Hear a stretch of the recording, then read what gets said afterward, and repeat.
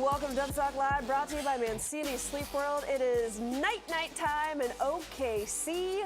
This was the bucket that gave the Warriors a 10-point lead.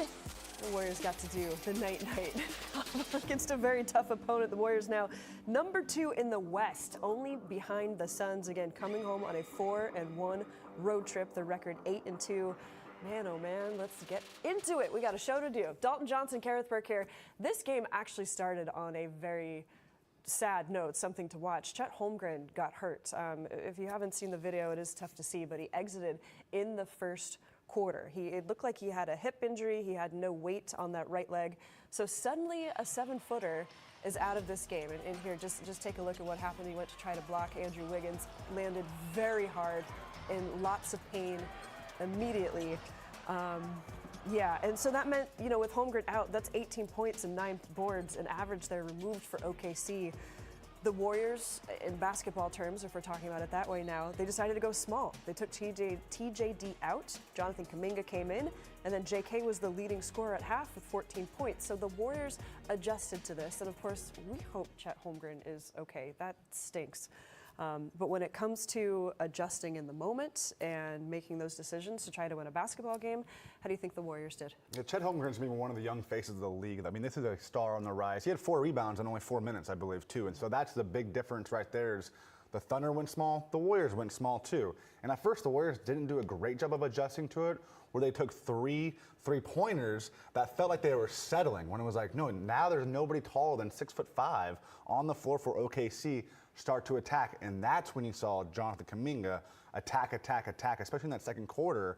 12 points in the second quarter to get him to 14 and I think 14 minutes by halftime. So they made a really good adjustment of getting downhill and then letting the 3-pointers rain, letting it open up after that. But once Chet Holmgren was out of the game and the Thunder had to go small, the Warriors went small too and used their athleticism to their advantage. Yeah, small and quick. Okay, it's encouraging to see how the Warriors could compete with OKC, because game 5 of 5 on a road trip, the last one, that's tough. But the Warriors showed up tonight and they get this big W. I don't know, if you were to say they were coming home 4-1 at the start of this thing, maybe you would get laughed at a little bit. But I don't know. Let's talk about it. In the YouTube comments, they're talking about it. Please drop some of your questions, your Warriors questions in those comments. We will get to those in our next segment. All right, something else that helped the Warriors start this game was DeAnthony Melton, a healthy DeAnthony Melton. What kind of element did he give the starting lineup? He gave a great two-way element to the starting lineup. He's both a connector and a disruptor. He connects the offense really, really well, and he's a disruptor on defense where he's only about 6'2", 6'3", but he has a 6'8" wingspan. He uses that to his advantage. We saw tonight with him hitting, 4 or 5 3-pointers, and so that's huge for him to open up. For him to get 19 points, 10 rebounds, only his 4th career double-double, a double-double in his first start ever in a Warriors jersey. That speaks volumes to me, and I think that he really feeds off of Steph Curry very well. I think they complement each other very well, Kerith. Yeah, I'm glad you mentioned the 10 rebounds as well. I looked at the box score and went, oh, that felt kind of sneaky. Melt also had one of the key steals in this game to set up one of those fourth quarter buckets to help the Warriors preserve their lead. Why don't we hear from DeAnthony Melton, coming off of a huge game, in the starting lineup for the first time, as you said, right? First time this season. Yes. Here he is at the podium. Felt good. I mean, I ain't seen that lineup since I think almost like the first or second game of preseason. So a lot of lineup changes, and I think that's what makes it so deadly at the same time, being able to switch lineups up and get out there and play different guys. So I felt great. I felt like, we was able to run out there and get guys open looks too.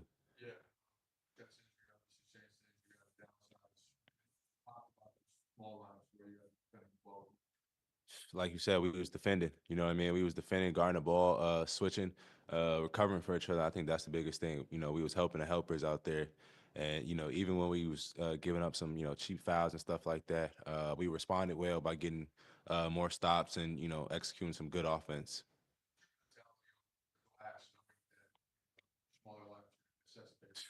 Go get it. Go get it. Like, I just, I hate having a guard, for 25, seconds and give up an offensive rebound, then having to go guard again. So, I know I don't like it. I know other people don't like it too. So just, attacking the ball. I think that's the biggest thing. We just continue to attack the ball and those rebounds. Good for Mel, and it seems like the Warriors have found a starting lineup that they like. Now, this is different than the starting lineup on opening night, but even going back to the preseason, Dalton, you knew that the Warriors thought that they might have something here with Melt, and now that he's healthy, remember he started this road trip on the injury report with some back soreness. If he is healthy, is this the combination you think they're going forward with? I think it is. I mean, I remember in the preseason, after that first preseason game in Hawaii, and this was after the whole time in training camp, you were hearing how good he looked, how good he fit with everybody around him, how good he fit next to Steph Curry, giving him, again, that kind of two-way compliment.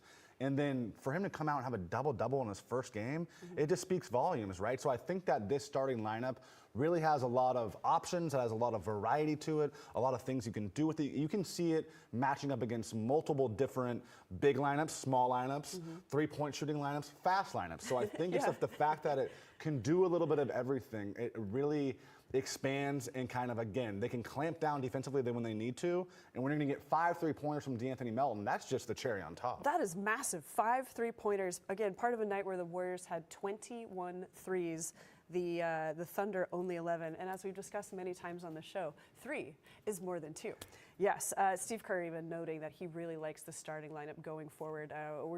We will see it against the Mavericks. I mean, they start a 3-guard lineup. We're going to see Luka, we're going to see Kyrie, we're going to see Klay Thompson. So if the Warriors have to start small again, I think coming off a game like this where they faced a very tough Oklahoma City team, they have to feel good about the starting 5 they can put out on the floor, especially when you consider how slow the starts were on this road trip. Yeah, I think it's nice to hopefully they can finally get a starting lineup that has a little bit of cohesion and let it roll a little bit. You know, it'll be nice to see them going together and not just.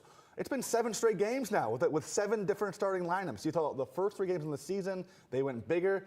Every single game since, it's been a different starting lineup. So I think it'll be nice for Steve Kerr and the rest of the group to, again, kind of have that cohesion together and then get it rolling. Look at this. Okay, so you thinking back to that Rockets game, the Warriors had a 31-point lead, nearly lost it, needed to win in overtime, and you're thinking, what is this road trip going to be like for the Warriors? Because you were looking at that 3-game set, the Celtics, the Cavs, the Thunder. That is extremely hard. In my mind, that was a 3-game bundle, not anything that I could see one by one. And maybe that's not fair to the players who say 1 game at a time. But for me, that was the hyped up trio right there. You'll take a win against Boston for sure.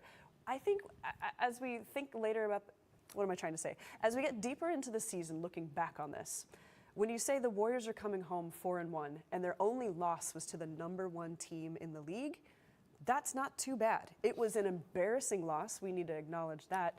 But I think some of that embarrassment will fade later in the season when you see how good of a start this was. This was, again, it's not a near perfect 5-game road trip in the fact that, hey, there was no mistakes or anything like that. It's the fact that you kind of were able to go against everything and withstand nearly everything. Yeah, you had that blowout loss against Cleveland, but this was also 2 days after a huge win in Boston where you had to give everything that you had, all your effort on the floor in a hostile environment, obviously. So they looked drained in Cleveland. And again, it's a really tough matchup for them.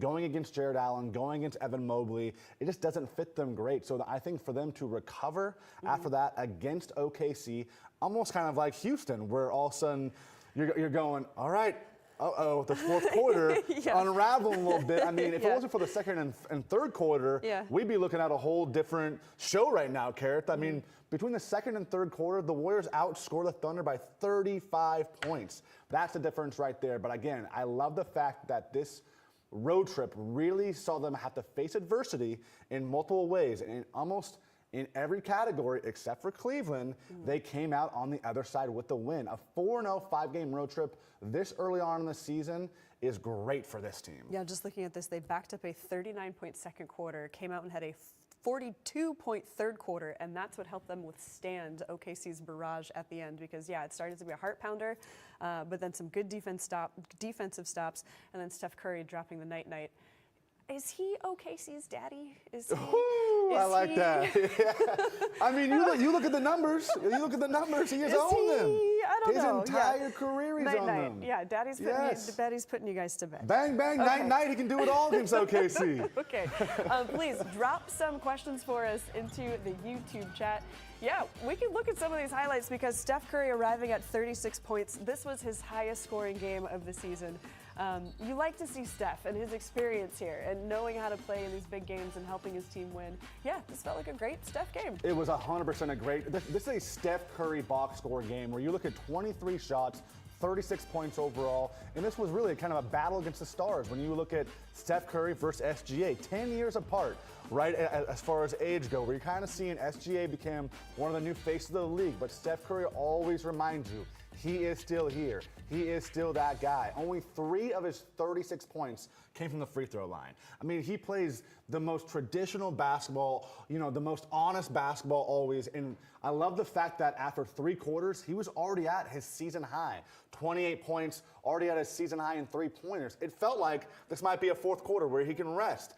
But no, he had to come back in because, as we said, things were unraveling. Case, yeah. But then at the end, he's the one who comes through with the night-night. Might have been a little bit of a premature night-night. We both Only went, a minute and 13 left. We both went, going night-night in this kind of game. But again, he came through when it matters most and always reminds you he is still that guy. There you go. How many? He was 3 of 4 from the free throw line. And then I'm looking at Shai Gilgeous-Alexander tonight, one of the best players in the league. His 24 points tonight, half of them came from the stripe. That's what you want to do. Make it frustrating for him. Don't give up anything easy there. He was 6 of 17 from the field. So yeah, the Warriors defense coming through as well, getting them a very big win before they get on the airplane. All right, when we come back on Dubsuck Live, brought to you by Mancini Sleep World, we are going to get to your YouTube comments, and we need to show a little bit more love to Jonathan Kuminga, I think. If Steve Kerr identified a starting lineup, where does that leave JK? Dubs Talk Live is presented by Mancini Sleep World. Visit Mancini Sleep World for our Black Friday sale. Save big on premium mattresses plus free delivery. Hurry in now or visit us online at sleepworld.com.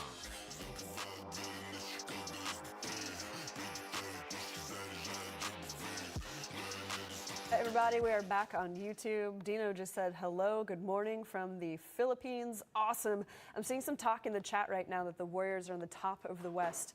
The Suns are the #1 team in the West, if I refreshed correctly. They are 8-1, the Warriors 8-2, and because they just beat the Oklahoma City, OKC is #3, also at 8-2. Point is, though, the Warriors are one of the best teams in the league right now.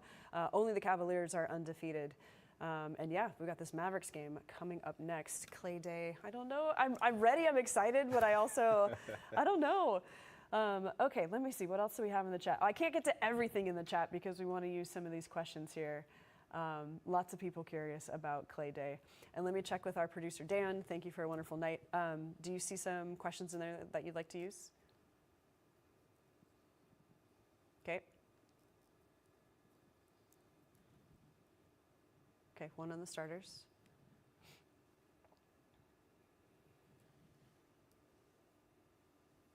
I don't know the answer to that one. I can talk a little bit. I mean, okay. Somebody was asking about the coverage plans. That's a game on TNT, so we don't know if they're. Somebody asked me on Twitter as well. Are they showing like the Klay video, the tribute? And I said I don't know. Yeah, I don't know if they're going to show it. I mean, I know that know. Steph's going to talk at center court after the tribute video. Oh, great. He is going to have the microphone. He's going to talk a little bit of just kind of welcoming Klay back, giving his thank yous, obviously. Actually, we should say that on the big show. Yes. I didn't know that. Okay. And I'm sure the Warriors social is also very good about those things. They know that people want to see it. So I imagine that would be posted. Yeah. Okay. Okay.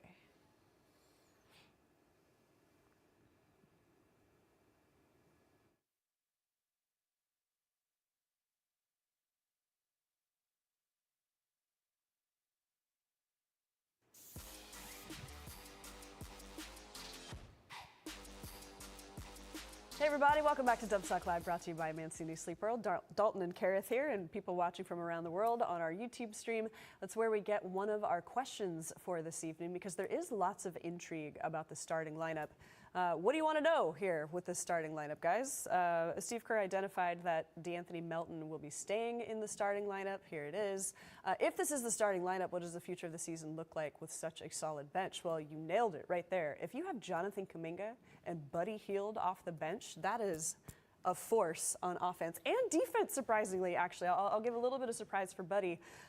He's quick. he is engaged on defense. And Jonathan Kuminga, of course, making gains this season in his transition D, making sure he's staying in front of guys. So just some awesome effort there with those two, especially on a deep bench that showed up so far for the Dubs. And Jonathan Kuminga, he needs somebody like a Buddy Hield next to him. He thrives having someone like a shooter like Buddy Hield next to him, right? If you surround Jonathan Kuminga with shooters and ball handlers and then open the lanes and let him do what's best for him, play downhill, he can run into 20 points. Like, he can do that on a nightly basis. And you It's saw like that, Sonic though. going after the coins. Exactly. He just runs into the 20.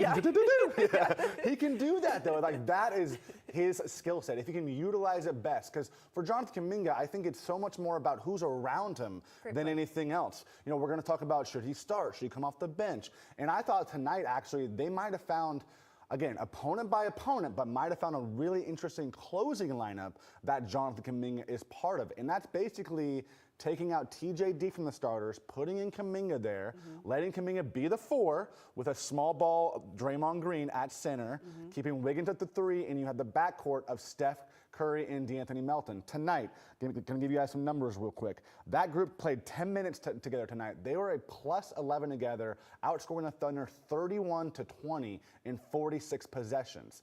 That has a group, again, you talk about a scorer, a shooter like Steph Curry. When D'Anthony Melton is making 5 3-pointers, it's, you know, just open spaces for Jonathan Kuminga to play downhill, for Andrew Wiggins to attack the basket, get his spin move going that we know can be deadly for the opposition. And then Draymond Green is that quarterback / center fielder, just kind of doing it all and kind of navigating the waters against a great OKC Thunder defense. Yeah, in the moment, JK will take an appropriate 3. He had 2 of them tonight. But you're right, even thinking back to the way that this road trip started, that overtime, he had 6 of the 8 points. Took over, yeah. Yes, he's capable of it. Nobody can stop him there. So when he's getting dunks or lobs like the one he got from Draymond tonight, which was just chef's kiss, and if Jonathan Kuminga is happy coming off the bench, and I say this because last season there seemed to be some tension over what his role would be. And I remember when we did a previous Dubs talk during this road trip, our Warriors insider, Monty Poole, talked to JK. He's like, "Are you good? Are you good?" He's like, "Yeah, I'm good. This is all in service of getting wins." You know, Buddy kind of said the same thing about being a 6th man. That could be a role of honor when you can come in, get your minutes, get your points, all in the service of team. All right, we have another comment coming in from YouTube. Lindy didn't get his revenge game. Oh, man. I was thinking this, too, when the Warriors had their huge lead. And I made this comment. I was like, I know this isn't college. I know not everybody gets to check in to play their home team. But if he could, in front of his friends and family, you know, his old team, where he started his career, where he played in the G League, that would have been really cool. But I hope he at least got to see the people in the end. Right. You're not going to give him a participation trophy and go, here's your blue ribbon by any means. But it would have been great. Yeah, second quarter, third quarter, let's get you 2-3 minutes of run, get a 3-pointer up. It would have been awesome, of course, right? But that's the modern NBA, though, is where a 30-point lead can go out like that. Because teams can just get hot so fast. And yeah, the Thunder, they weren't really crushing by 3-point land tonight by any means. But this is a great, great team where, again, you blink and all of a sudden they're on an 11-0 run to start the fourth quarter. You can't really give out minutes by any means. Every second counts right now with how great the skill set of offensive players are in the NBA. Yeah, well coached, well built is OKC, and the Warriors withstood that in Game 5 of a 5-game road trip. That is nice. All right, we have one more question or a comment, I believe. Do you think Splash Buddy has successfully replaced the Splash Brothers? I like your thinking. I don't think anything will replace the Splash Brothers, but Buddy and his ability to shoot the 3 has helped this team immensely. Yeah, I'm over here like, beep, beep, back it up. Like, I get it, right? Buddy Hield has been a great addition, both in the locker room, on the court, being around him. He is all smiles. He's all joy. They couldn't be happier with what he's brought to this team, and I think he's a great fit. He fits Steve Kerr's system so well. What I love about Buddy Hield is, number one, you brought up his defense earlier. He is engaged defensively. Yeah, he might not be Draymond Green out there, but he's bringing energy. He's bringing effort. He is not lackadaisical on the defensive side at all. And he's just perfect as far as he's constantly moving on offense, too. There was a time tonight where he was moving, trying to find his 3-pointer. The ball didn't find him. He kept moving. It found him. He hit a 3-pointer. So he's great for this system. But as far as replacing the Splash Brothers, that will never happen. That was an amazing time that will be remembered, that will be cemented, that will be statuesque one day at Chase Center. But Buddy Hield, great addition. But comparing it to the Splash Brothers, we just gotta put it to an end right here, right now. Right now, sure. Listen, you're a new guy on the team. And while it's awesome to play with Steph Curry, it's not always easy at first to play with Steph because of his movements on the floor. You don't want to be the guy who ends up standing in Steph's spot. So here comes Buddy, 10 games in, making his mark early, accentuating the offense, not, kind of stalling it out in any way, because, he gets threes too. I'm sure he wants his touches. He wants to show what he can do. He has fit so well. What have you discovered about Buddy, either whether the type of locker room guy he is, or just his mannerisms on the floor? Why is he so good for Golden State? Well, I do think that number one, he does kind of embody one of Steve Kerr's four core values with the joy, for sure. Like you just, it kind of radiates whenever you're around him in the locker room, at practice, in the work that this guy puts in. I'm telling you, I've talked to Steph Curry about this as far as watching Buddy Hield get his work in, and he said that Buddy Hield puts up way more shots than even Steph. Really? Yes, as far as just the volume in shots at practice, after practice. We've seen, of course, the Steph Curry work ethic, and I'm not trying to compare those two by any means, but just the volume of shots. This guy is always shooting. He's always trying to perfect his craft. There was a great clip in preseason when Steph wasn't playing and they're talking during a timeout. I talked to Buddy about that when I was in Utah actually earlier this season. He was saying, yeah, we were actually talking about footwork, how you're able to get your feet under you always on the run the way that Steph is able to. Yeah. And he said, this is someone who's a 40% career three-point shooter. Yeah. He goes, I'm always studying how much arc Steph gets on his three-point shot because for an 82-game season, when you get tired, he doesn't want his shot to start to flatten out by any means. So it's just so cool to see someone bouncing off ideas, two great all-time three-point shooters. Buddy's even said that if it wasn't for Steph, he doesn't know if he'd be the 6th overall pick in the draft.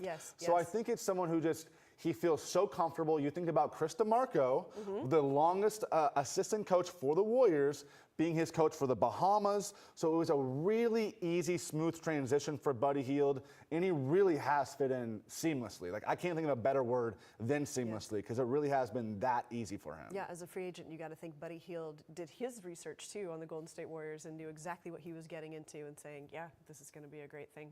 All right, when we come back on Dubs Talk Live, brought to you by Mancini Sleep World, we got to check out the schedule. And of course, we were talking about Klay Day.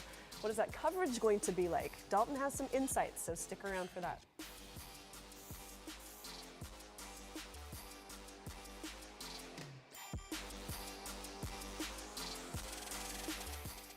All right, we have some people suggesting some nicknames. We've got Splash Buddies, we've got Bucket Buddies, we've got the Bang Bang Buddies. That's kind of like, it reminds me of 49ers too. I like that. That was a suggestion from Dino in the Philippines. Bang Bang Buddy Gang? Bang Bang.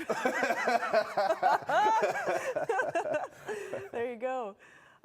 We have a question. What do you guys think about Steph Curry MVP? Every season, I mean, he has those flashy moments and those amazing three-pointers. What I'm wondering about for this season, because it feels like a more balanced offense and Steph doesn't have to have those 30-point nights or 40-point nights so much. I don't think there's as much on his shoulders. So I think his point percentage might go down a little bit, but that's okay. That's the best thing for him, probably. It's good Like, if Steph truly isn't playing heavy minutes in the fourth quarter. It's good. So I think when you look at statistically, when those things play into, is he leading the league in scoring? Probably not. Probably not this year. That's why I don't think Steph would be like one of the top flashy picks for MVP this season. I think he's always going to be in the conversation because he's Steph Curry. Steph Curry. But again, tonight was his first 30-point game this season. Yeah, it's only been a handful of games so far. We're not even into 10-plus games by any means. Yeah. But at the beginning of last year, he had to go like 30, 35, 38 at the beginning of the season every single game just for them to stay afloat, basically, right? And so it'll be interesting as this season goes because the storyline with this team is depth, no doubt about it. But there were times in this road trip where you're going, okay, it's not really a 13-man rotation. It's more about 8, 9, 10 maybe. And I think as the season goes and you're facing your tougher opponents, you're going to see more of that, and you're going to see more having to lean on Steph, of course. Got it.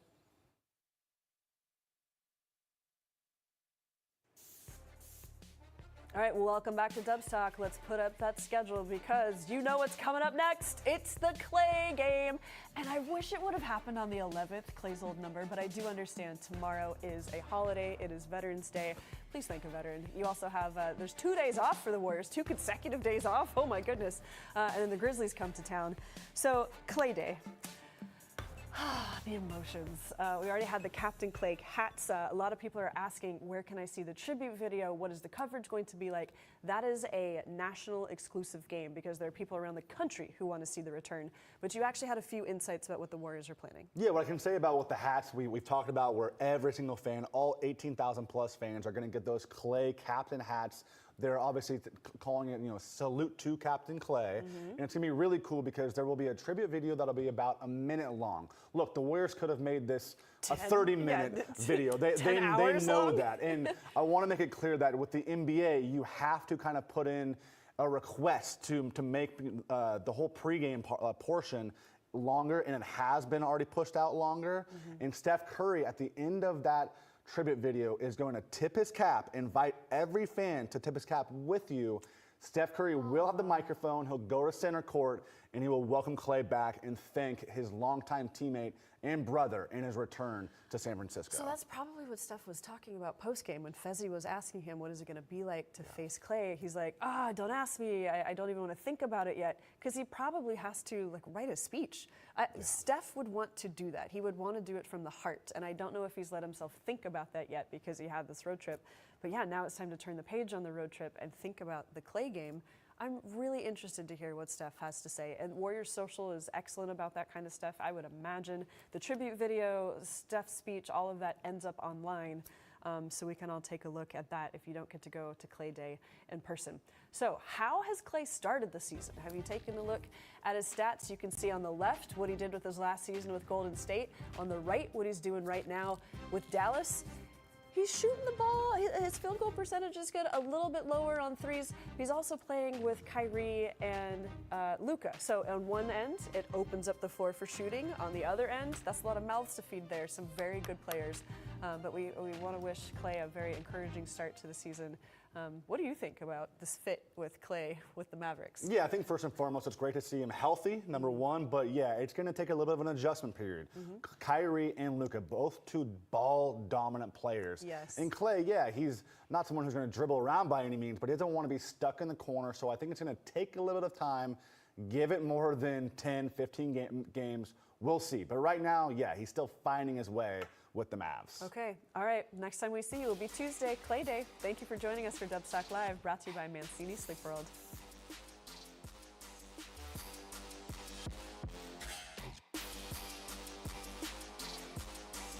Woo. All right, back on YouTube. Yves, I hope I'm saying your name right. Hello from Ireland. I know awesome. a little bit about Ireland. Where are you writing from? Hi, everybody. Thank you. Kat says, I want to win Tuesday, but I want to see Klay play well. Okay. That's what I want to see too. Yeah, I do. That's honestly, what I want to see. I think it'd be great. Yeah, exactly. No, exactly. Lots of hearts. I want to see his emotions when if he does make 4 threes in a row. Like, what's he going to do? Is he going to put the 4 rings up at his old teammates? You can't do that. Yes, you can. What's he going to do? Could you imagine? I hope. Okay, I would love to hope or predict or whatever that he hits a 3 right in front of the Warriors bench and he turns and says something to Steve Kerr and Steve has a huge smirk on his face. I hope they have that moment. I think Kerr would actually love it, yes, provided that they play defense on Klay for the rest of the game. Yeah, Klay, let's not get his hand hot, but I hope he has that moment where he feels good. Yes, me too. Yep. Yeah. All right, I'm waiting. I don't know if Yves is still there to reply, but we've got some good nights in here, and I should probably go home, and you should probably go home. So, all right, thank you everybody for watching. Again, we will see you Tuesday for Klay Day.